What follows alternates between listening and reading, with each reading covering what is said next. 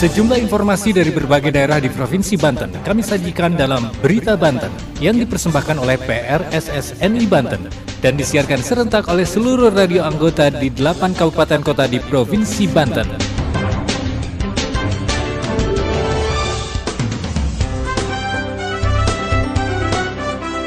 Anda kembali bersama kami di Berita Banten PRSSNI Banten edisi hari ini Kamis 17 November 2022. Sejumlah informasi dari berbagai wilayah di Provinsi Banten kami hadirkan kembali untuk Anda yang disiarkan serentak oleh seluruh radio anggota di 8 kabupaten kota di Provinsi Banten.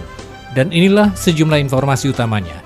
Peringati hari ulang tahun ke-14 Kota Tangerang Selatan adakan acara tasyakuran di 7 kecamatan. Hujan lebat yang mengguyur kota Cilegon tidak menurunkan semangat warga untuk antri BLT BBM dari Provinsi Banten.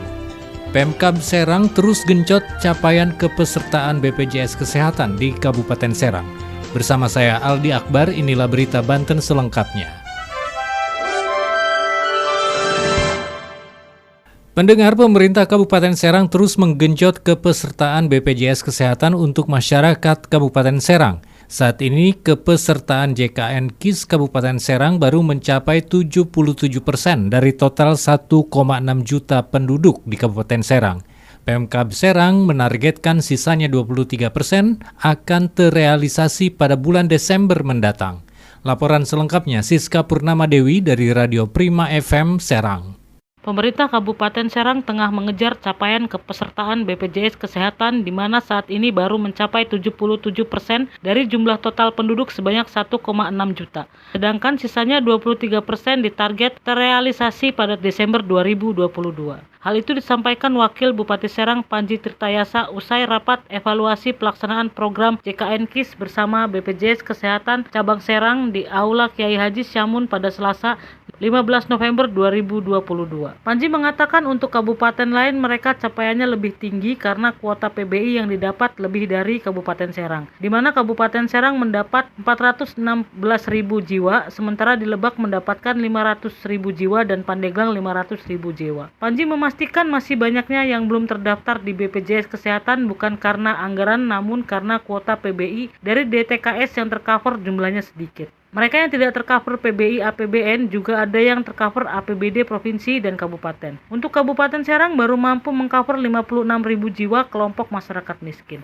Yang perlu kita bangun sekarang itu adalah kesadaran kolektif di masyarakat tentang arti pentingnya BPJS Kesehatan kepada masyarakat sehingga masyarakat yang mampu, dia mampu membiayai diri sendiri. Makanya kita sedang mencoba validasi data. Jangan sampai orang yang sebetulnya dia secara ekonomi mampu tapi ingin dibiayai oleh PBI, penerima bantuan iuran, atau dibiayai oleh negara, dibiayai provinsi, kabupaten, atau pusat. Makanya kita coba validasi data. Kita banyak berharap nanti ke BPS. BPS kan sekarang baru mengadakan susrek sosial ekonomi. Nah, dari situ kita punya angka pasti nanti. Berapa sih sebetulnya yang masyarakat miskin Kabupaten Serang, itu akan kita fokuskan nanti di situ. Angka yang pas 16, kalau perlu kita verifikasi ulang, kita fokuskan kepada itu yang hasil sensus yang terakhir. Panji juga mengatakan adanya harapan untuk mencapai UHC, namun untuk saat ini paling tidak bisa menyamai posisi kabupaten kota lain yang sudah melampaui Kabupaten Serang. Sementara Kepala BPJS Kesehatan Cabang Serang Dasrial mengatakan sampai saat ini kepesertaan BPJS di Kabupaten Serang baru di angka 77%.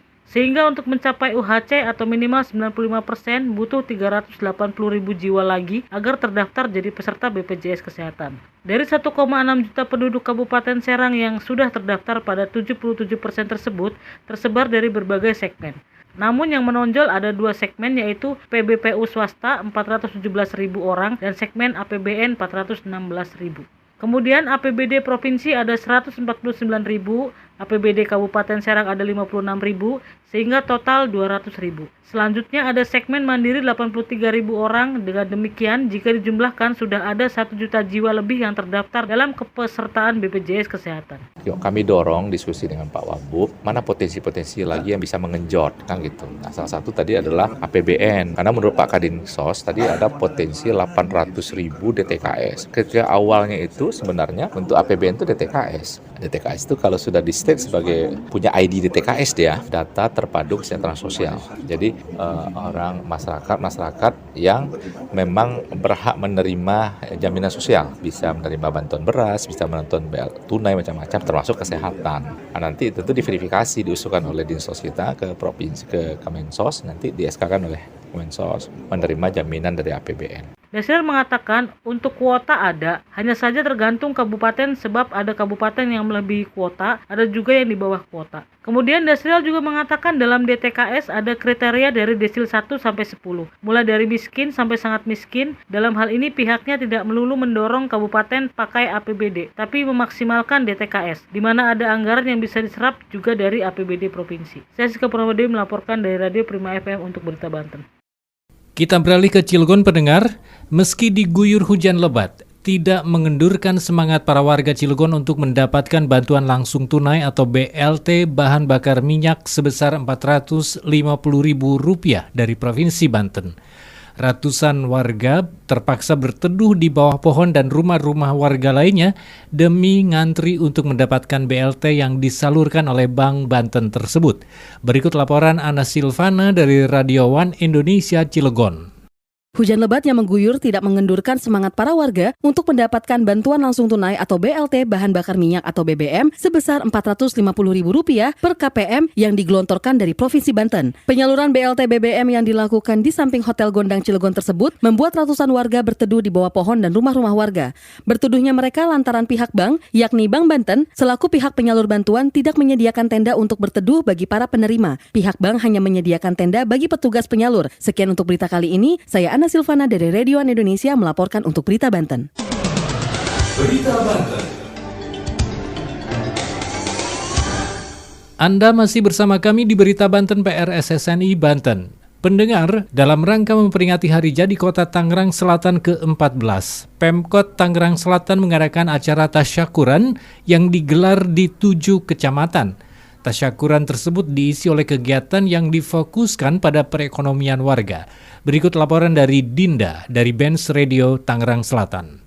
Dalam rangka menyambut hari ulang tahun yang ke-14, pemerintah Kota Tangerang Selatan menggelar tasyakuran di 7 kecamatan. Tasyakuran ini diisi dengan kegiatan yang difokuskan pada perekonomian masyarakat. Hari pertama kegiatan tasyakuran ini telah dilaksanakan sejak Senin 14 November 2022 di Kecamatan Ciputat Timur dan dilanjutkan dengan kecamatan lainnya. Wali Kota Tangerang Selatan Benyamin Daphni berharap dengan mengangkat isu ekonomi, semua aktivitas maupun kegiatan lainnya bisa aktif kembali seperti sebelum adanya pandemi COVID-19. Tak hanya itu, Pemkot Tangsel juga telah mengalokasikan anggaran untuk menangani COVID-19 sejak pandemi terjadi. Kepada seluruh masyarakat khususnya pemuda, Wali Kota Tangsel mengajak untuk ikut serta berpartisipasi bersama pemerintah agar keseimbangan ekonomi tersebut dapat terrealisasikan. Saya Dinda dari Benz Radio 106,2 FM melaporkan untuk Berita Banten. Demikian sejumlah informasi yang telah kami sajikan untuk Berita Banten kali ini. Saya Aldi Akbar. Sampai jumpa. Terima kasih Anda telah mendengarkan Berita Banten yang dipersembahkan oleh PRSSNI Banten.